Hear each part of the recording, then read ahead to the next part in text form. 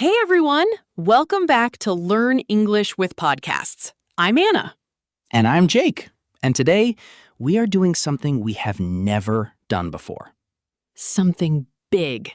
Something long. Something that starts the moment your alarm goes off in the morning. And ends the moment your head hits the pillow at night. Today, we are spending a full day together. In English. One complete day. Morning to night. Scene by scene. We're going to walk through a real day. Waking up, getting ready, commuting, working, eating lunch, talking to people, coming home, winding down. And at every step, we'll show you the real English people actually use in those moments. Not textbook English. Not the pencil is on the table English. Real English. The kind that lives in real kitchens and real offices and real buses. The kind you actually need. So if you've ever thought, I know English, but I freeze in real situations. This episode is for you. If you've ever practiced at home but then gone completely blank when someone speaks to you. This episode is for you. And if you've ever wondered, what does a full day actually sound like in English? Stay with us, because today you're going to hear it. We'll speak in clear B1 English, slow, calm, easy to follow. But we'll also gently add some stronger B2 phrases along the way. And when we use a stronger phrase, we'll explain it naturally, right there in the conversation, so you never feel lost. Think of it like this. Imagine you have a new friend who speaks English, and they invite you to spend a whole day with them. You go everywhere together. You hear everything. You learn as you live. That's this episode. Before we start the day, one small favor. If this podcast helps you feel more comfortable with real English, please like this episode and subscribe to Learn English with Podcasts. It helps more learners find us. And today's comment challenge is special. After you listen, write in the comments, I'm your name from your country. And the English moment I find most difficult in my day is, maybe it's ordering food. Maybe it's small talk at work. Maybe it's talking on the phone. Whatever it is, write it. It's practice. And we read every single one. Okay, set your alarm. The day is about to begin. Hey everyone, welcome back to Learn English with Podcasts. I'm Anna. And I'm Jake. And today, we are doing something we have never done before. Something big. Something long. Something that starts the moment your alarm goes off in the morning and ends the moment your head hits the pillow at night. Today, we are spending a full day together. In English. One complete day. Morning to night, scene by scene. We're going to walk through a real day. Waking up, getting ready, commuting, working, eating lunch, talking to people, coming home, winding down. And at every step, we'll show you the real English people actually use in those moments. Not textbook English. Not the pencil is on the table English. Real English. The kind that lives in real kitchens and real offices and real buses. The kind you actually need. So if you've ever thought, I know English, but I freeze in real situations. This episode is for you. If you've ever practiced at home, but then gone completely blank when someone speaks to you. This episode is for you. And if you've ever wondered, what does a full day actually sound like in English? Stay with us, because today you're going to hear it. We'll speak in clear B1 English. Slow, calm, easy to follow, but we'll also gently add some stronger B2 phrases along the way. And when we use a stronger phrase, we'll explain it naturally, right there in the conversation, so you never feel lost. Think of it like this. Imagine you have a new friend who speaks English, and they invite you to spend a whole day with them. You go everywhere together. You hear everything. You learn as you live. That's this episode. Before we start the day, one small favor. If this podcast helps you feel more comfortable with real English, please like this episode and subscribe to Learn English with Podcasts. It helps more learners find us. And today's comment challenge is special. After you listen, write in the comments, "I'm your name," from your country. And the English moment I find most difficult in my day is, maybe it's ordering food. Maybe it's small talk at work. Maybe it's talking on the phone. Whatever it is, write it. It's practice, and we read every single one. Okay, set your alarm. The day is about to begin. It's 6:30 in the morning. The alarm goes off. No. 5 more minutes. Every single morning. That's the first English phrase of the day right there. 5 more minutes. We all say it. In English, when you want a little more time before doing something hard, you say, "Just 5 more minutes." Or, "Give me a moment." Or, "I'm not ready yet." These are small phrases, but they're real. They're human. Okay, the alarm goes off again. This time, you get up. You sit on the edge of the bed. You look at the window. Maybe it's dark outside. Maybe the sun is just starting. And your brain is still warming up. Not fully awake, not fully asleep. In English, we call this feeling groggy. Groggy. Groggy. Groggy means your mind feels slow and heavy after sleeping, like your brain is still loading. For example, "I feel so groggy this morning." Or, "I always feel groggy for the first 10 minutes after I wake up." That's a very natural B2 word, and you can use it any morning. Now, you pick up your phone.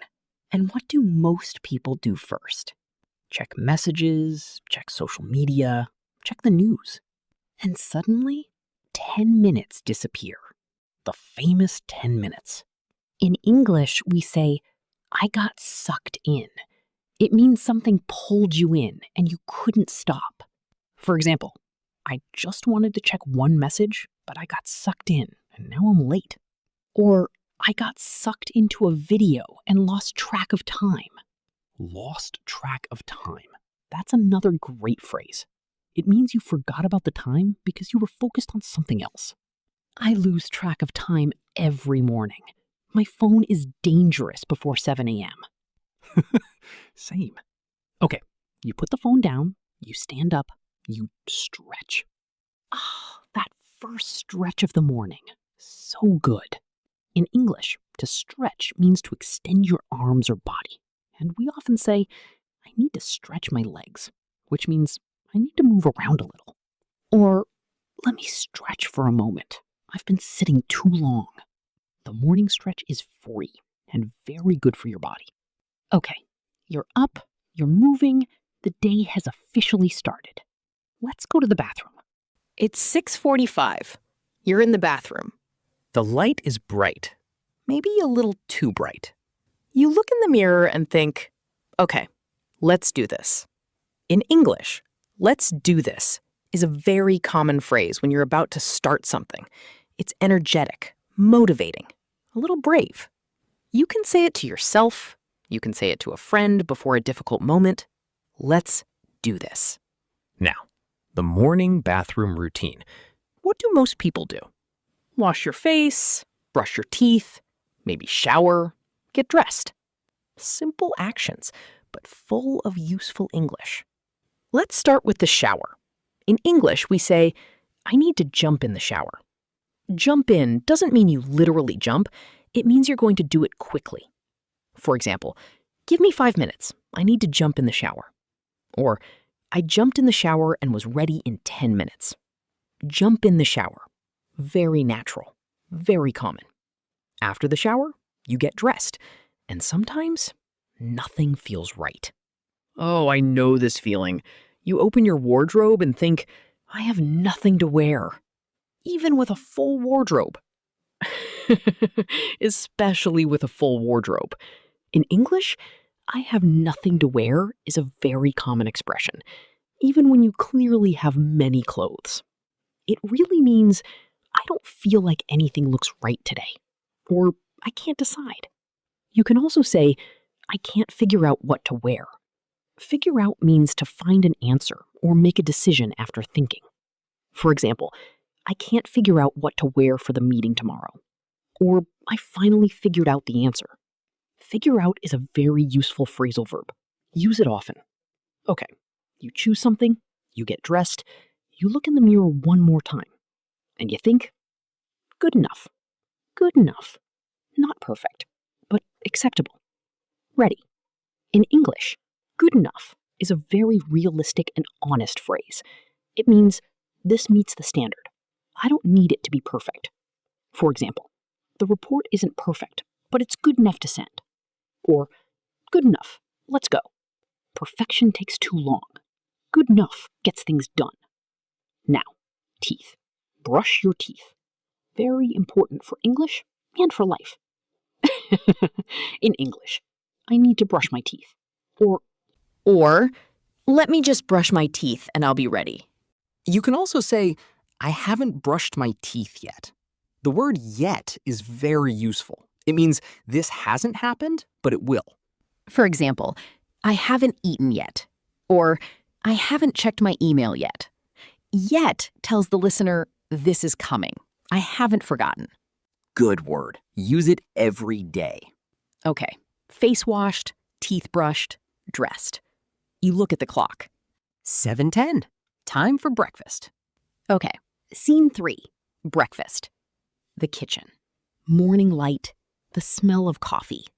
Honestly, the smell of coffee in the morning might be one of the best things in the world.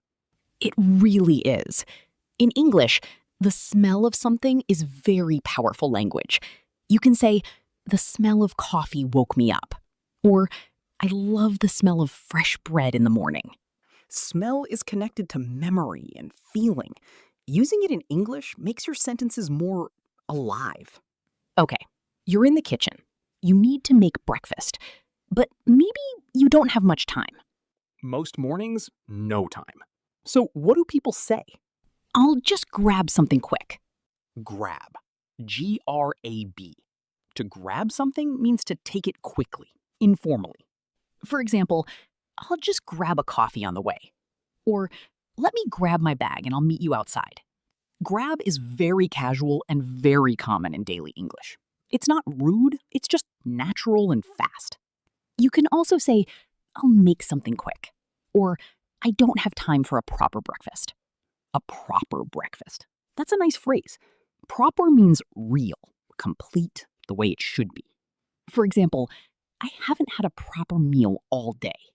Or, let's find a proper cafe, not a fast food place. Proper adds a feeling of quality and completeness. I like that word. So you make some toast, or pour some cereal, or maybe you're someone who actually cooks in the morning. If you cook in the morning, we respect you. That takes real commitment. Commitment means you are seriously dedicated to something. You do it, even when it's difficult. For example, learning English takes commitment. Or she shows real commitment to her morning routine. Commitment is a beautiful word. It says, I chose this, and I keep choosing it. Now, you sit down, you eat, and maybe someone else is in the kitchen. A family member, a housemate, a partner, and the morning small talk begins. Morning small talk is very simple English, but very important social English. Let's practice it now. Speaker 2, good morning. How did you sleep? Not bad. A little tired. You? Same. I kept waking up in the middle of the night. Oh no, why? I don't know. My brain wouldn't switch off. Let's look at those phrases. How did you sleep is the most natural morning question. Not, did you sleep well only, but how did you sleep? Not bad means okay. Not great, but not terrible. It's a very honest middle answer. I kept waking up. The word kept here means something happened again and again. I kept waking up. I kept checking my phone. I kept making the same mistake. Kept plus a verb. Very useful structure. And my brain wouldn't switch off. This means your mind was too active to relax or sleep. For example, I couldn't sleep because my brain wouldn't switch off. Or even after work, my brain won't switch off. Many learners know this feeling, especially before something important. Okay, breakfast is finished, cup of coffee in hand, bag by the door. It's time to leave. 1.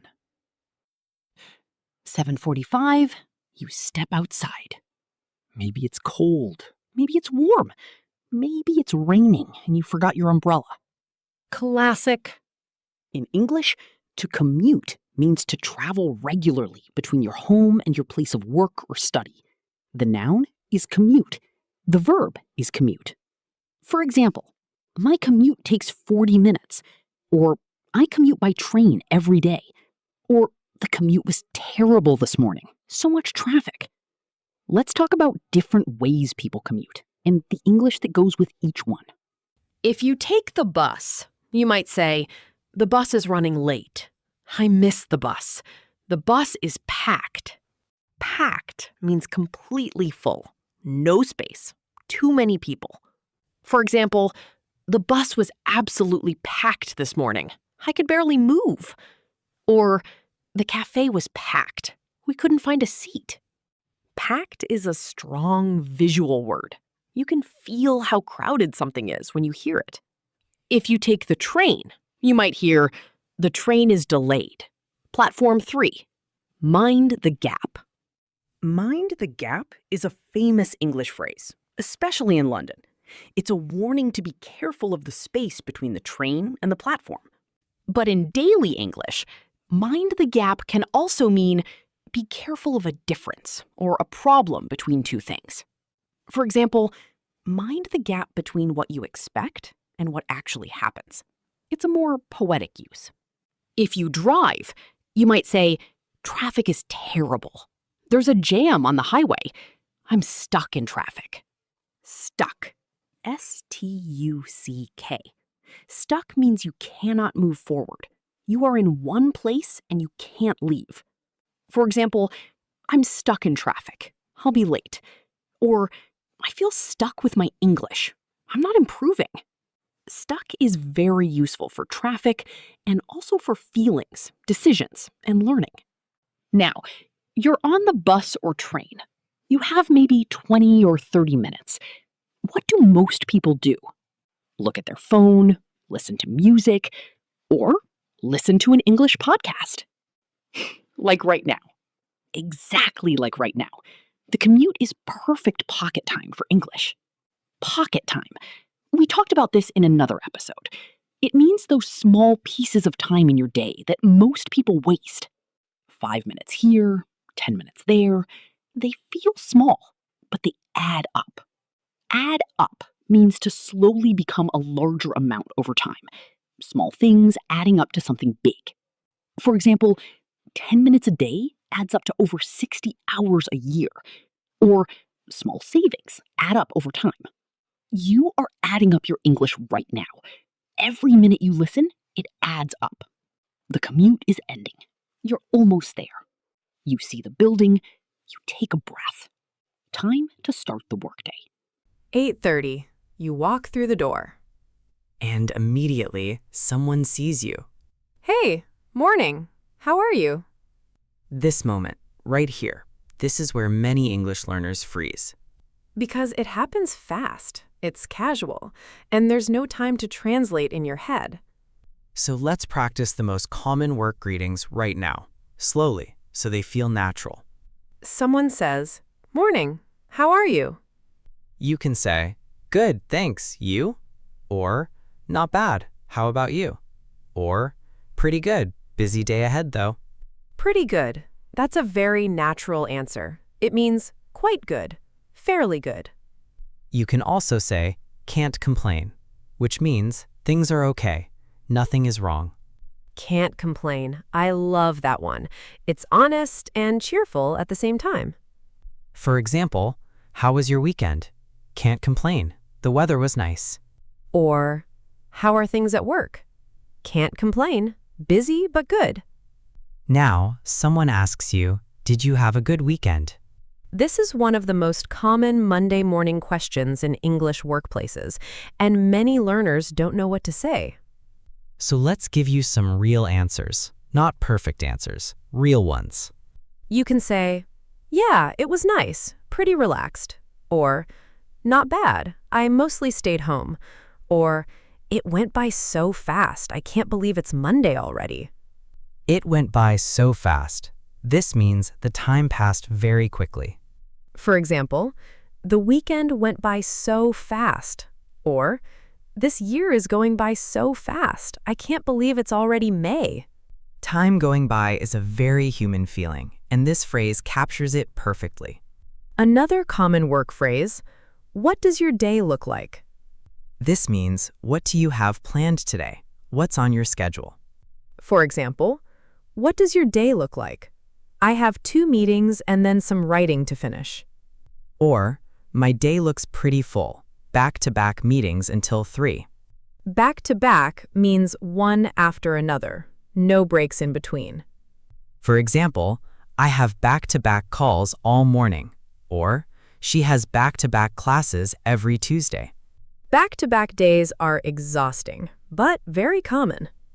Okay, you've survived the morning greetings. You sit at your desk, you open your computer. And the day begins properly. One more phrase before we move on. When you sit down and start work, you might say to yourself or to a colleague, "Right, let's get started." Or, "Okay, let's crack on."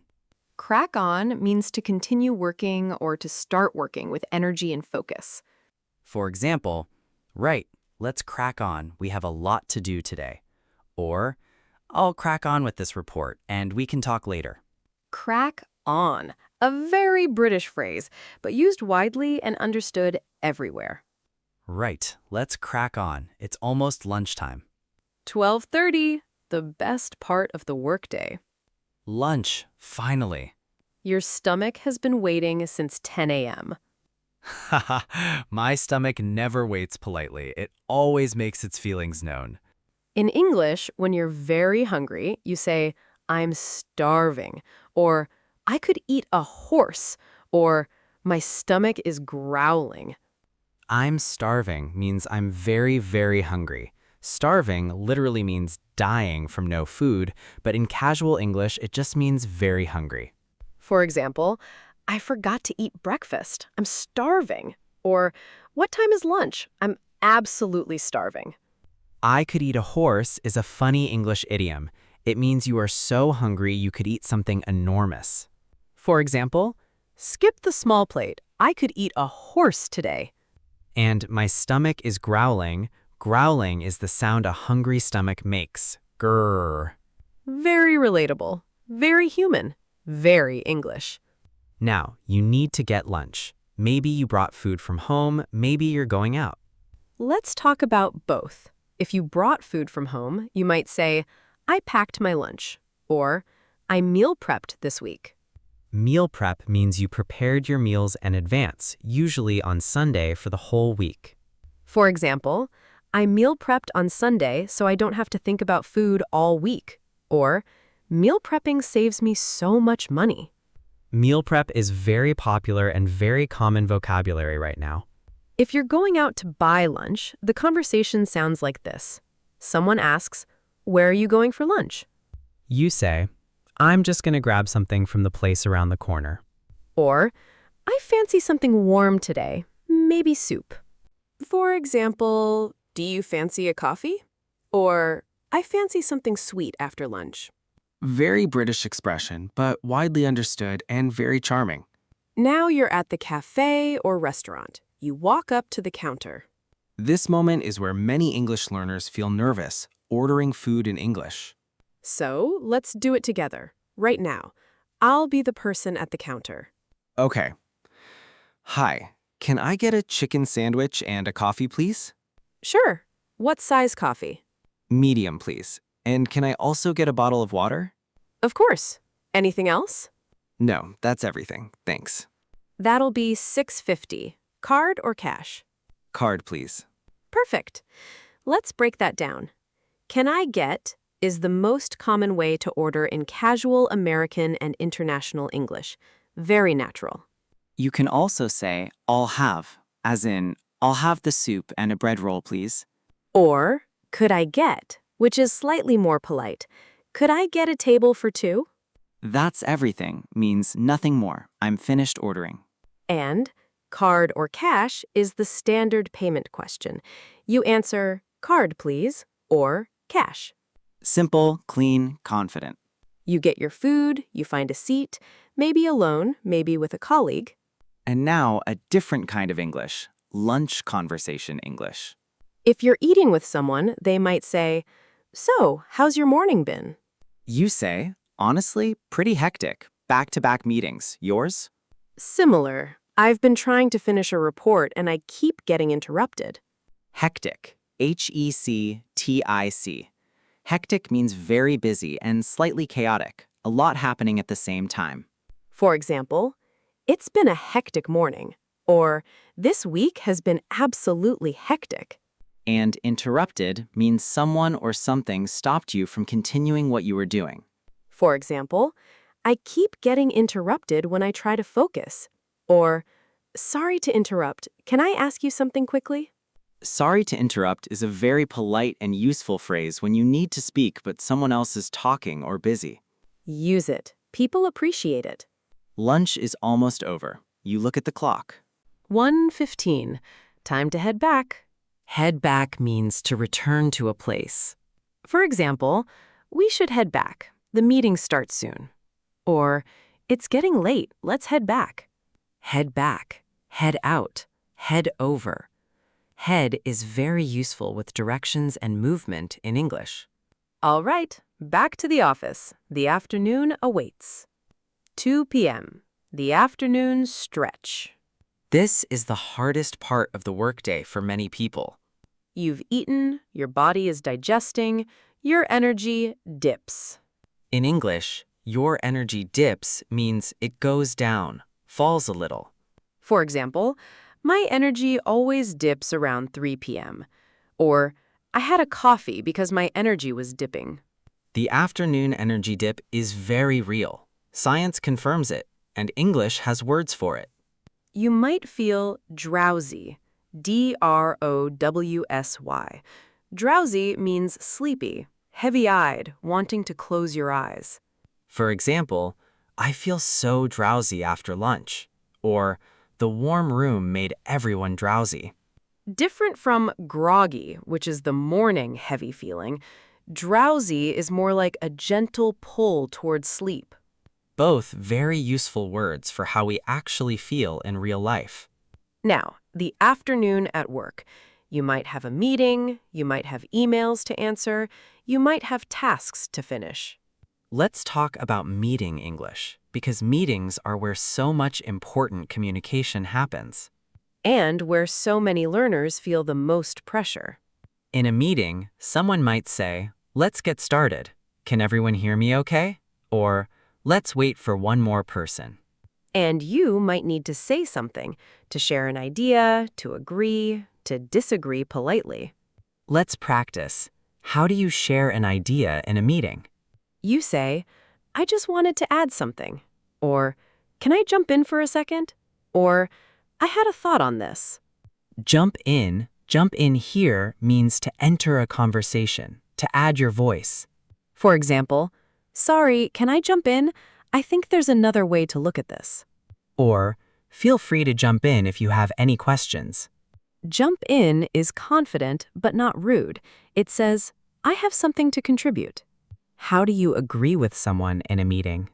You say, absolutely. Or, that makes sense. Or, I think you're right. Or, totally agree. Absolutely is a strong, confident way to agree, much stronger than just yes.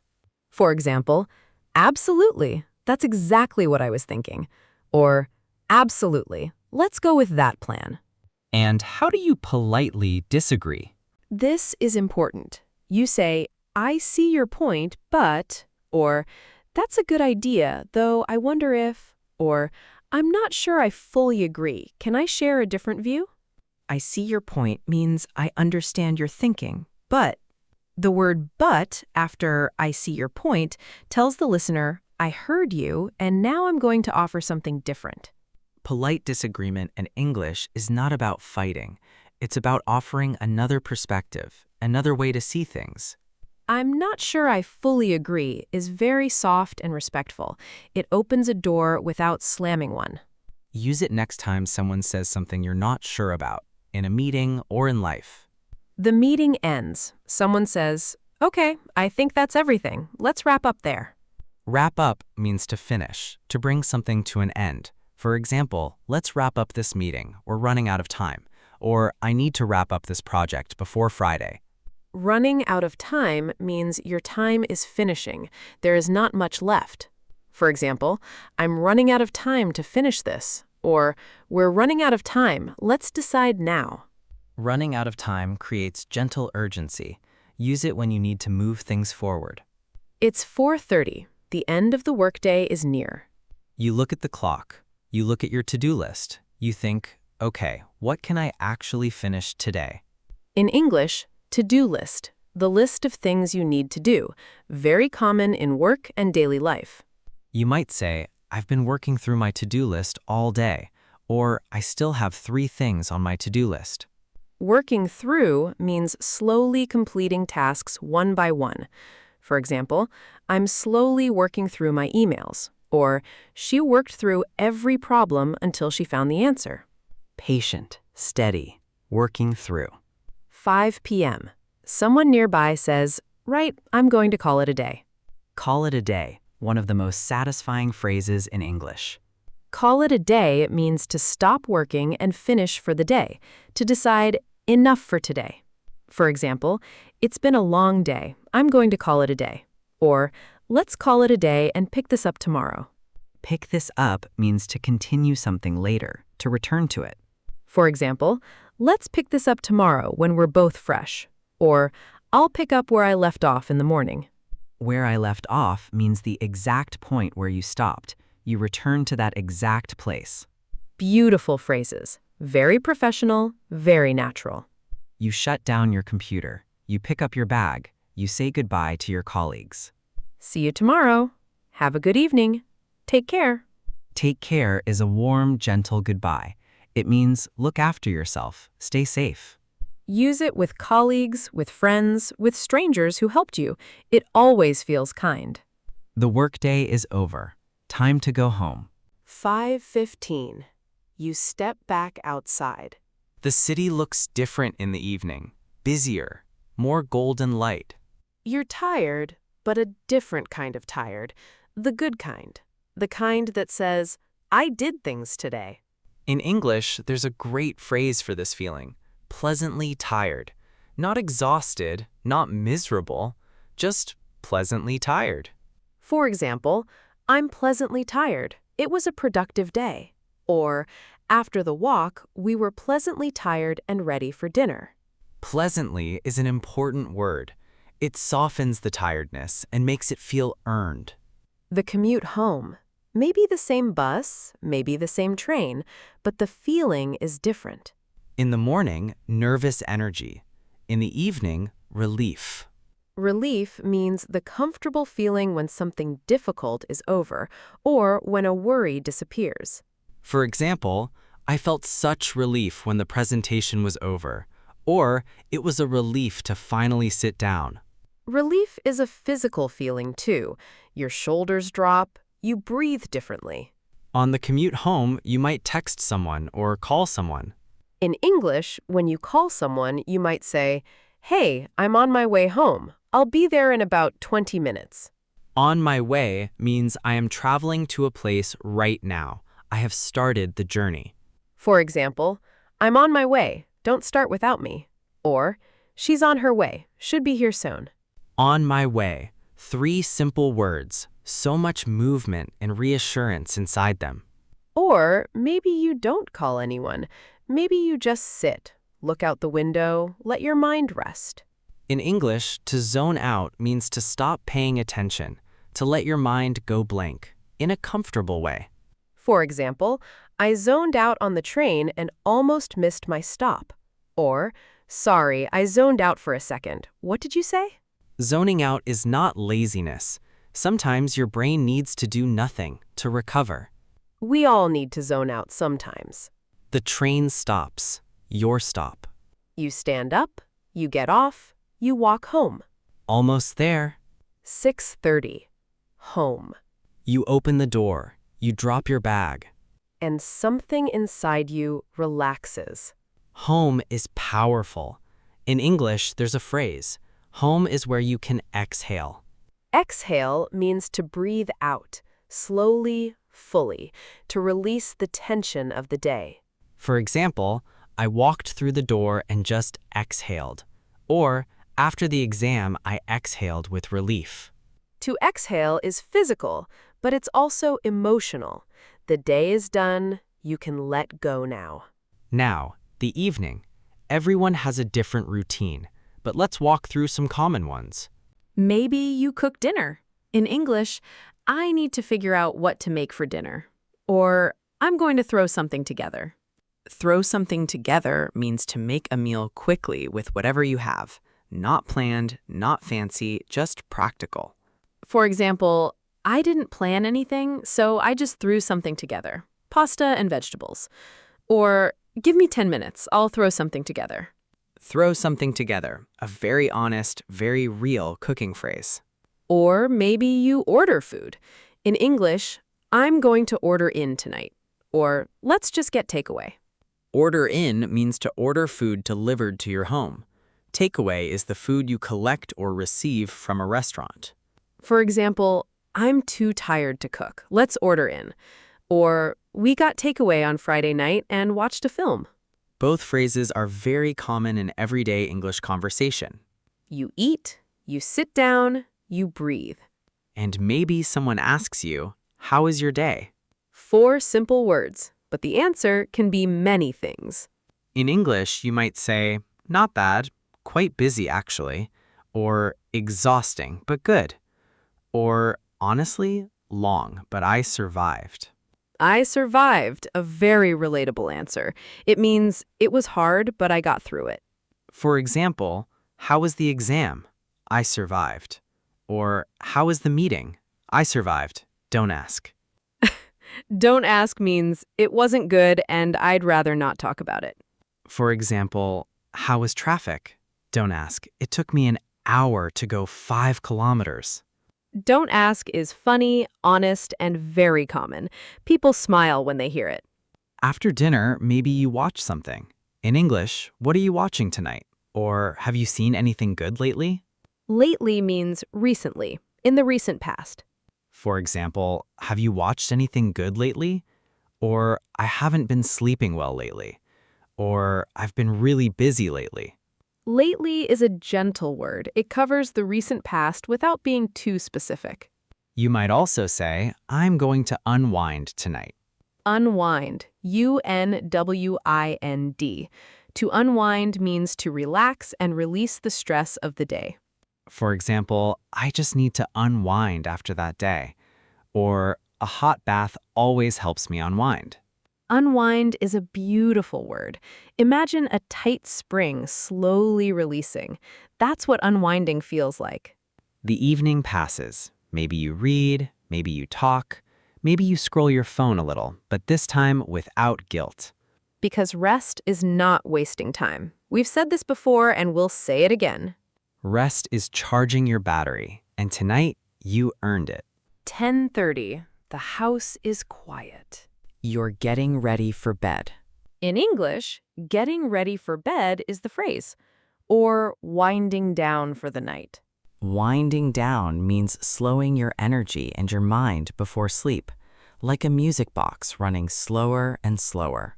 For example, I always wind down for an hour before bed. Or, no screens when I'm winding down. My brain needs to relax. No screens is very common advice for good sleep. Screens keep your brain active and awake. You wash your face, you brush your teeth, you change into comfortable clothes. Comfortable clothes. In English, comfortable clothes for sleeping are called pajamas or pajamas. Both spellings are correct. American English, pajamas. British English, pajamas. Same thing. You might also say, I'm in my comfies. Comfies is a very informal, affectionate word for comfortable clothes. For example, I'm already in my comfies. I'm not going anywhere tonight. Very cozy, very honest. You get into bed. You pull up the covers. Maybe you read for a few minutes. Maybe you listen to something soft. And before you close your eyes, you might have a small thought, a quiet moment of reflection.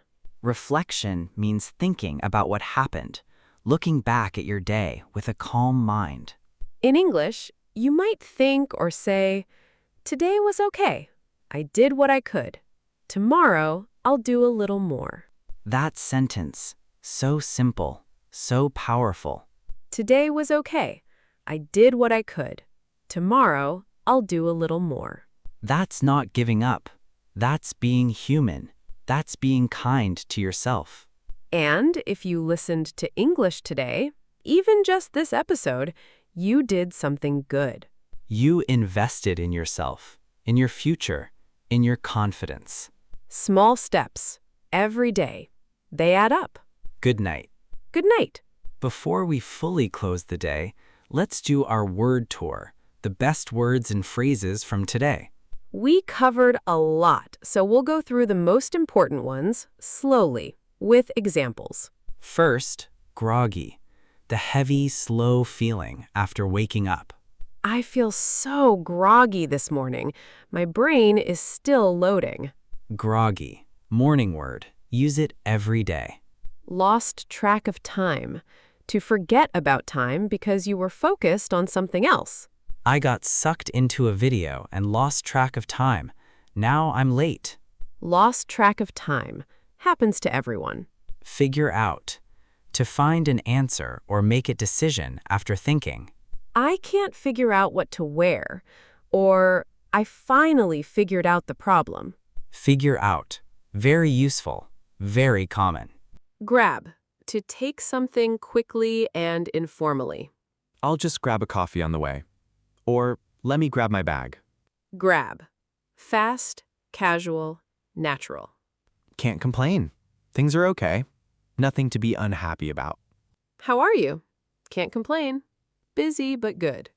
Can't complain. A cheerful, honest answer. Hectic. Very busy and slightly chaotic. It's been a hectic morning. Back-to-back meetings. Hectic. The word for a day that won't slow down. Jump in. To enter a conversation or situation. Can I jump in? I have something to add. Jump in. Confident, but not rude. Wrap up. To finish something. Let's wrap up the meeting. We're running out of time. Wrap up. The word that ends things cleanly. Call it a day. To stop working and finish for the day. I'm going to call it a day. It's been long enough. Call it a day. One of the most satisfying phrases in English. Unwind. To relax and release the stress of the day. I just need to unwind tonight. A hot shower and some quiet time. Unwind. The evening word. The reward for a full day. And finally, I did what I could. A phrase of self-compassion, of honesty, of peace. Today was okay. I did what I could. Tomorrow, I'll do a little more. Say that to yourself tonight. Mean it. We walked through a full day together. From the alarm at 6:30 in the morning, To the pillow at 10:30 at night. we heard real English in real moments, living in real life. And that's how language actually works. Not in grammar books, not in vocabulary lists. In mornings, in commutes, in kitchens, and meetings and quiet evenings. Language lives in life, and the more you put it there, in your daily moments, the more natural it becomes. So tomorrow morning, when your alarm goes off, Say it out loud, in English. 5 more minutes. or let's do this. And then carry English with you through the day. One word, one phrase, one small moment at a time. Don't forget our comment challenge. Write, I'm your name from your country, and the English moment I find most difficult in my day is... We read every comment. We see you, and we are cheering for you every single day. This was Learn English with Podcasts. I'm Jake. And I'm Anna. Take care, keep going, and we'll see you in the next episode. Good night, everyone. Bye.